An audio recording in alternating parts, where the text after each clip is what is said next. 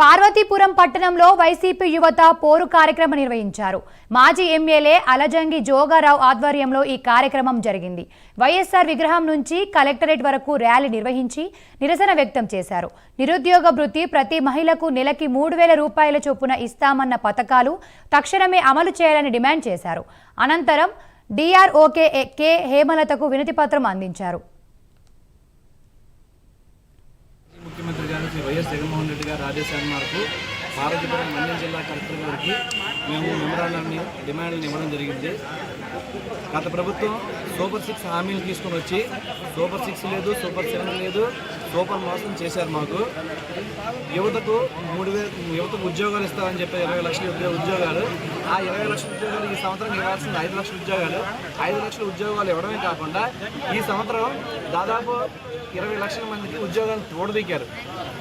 Volunteer ఉద్యోగాలు 2.60 లక్షలు, 2,66,000 మంది వాలంటీర్లని ఇచ్చారు. ఆ ఉద్యోగం మొత్తం తీసేశారు. ఆ గోన్ సెంచు ఉద్యోగం కాదు కానీ ఏ ఉద్యోగాలు లేకుండా అయిపోయింది. ఇప్పుడు ప్రభుత్వం కనీసం ఉద్యోగాలు ఇచ్చేంత వరకు మేము 3,000 రూపాయలు నిరుద్యోగ భృతిని ఇస్తామన్నారు. ఆ 3,000 రూపాయల నిరుద్యోగ భృతి కూడా ఈరోజు నిరుద్యోగులు లేకుండా పోయింది. నిరుద్యోగులు రోడ్లు పాలైపోయారు. అనుకున్న హామీలను ఏవి కూడా నెరవేర్చలేదు. సూపర్ 6 కాకుండా సూపర్ మోసాన్ని ఇచ్చారు. కాబట్టి జిల్లా కేంద్రాల్లో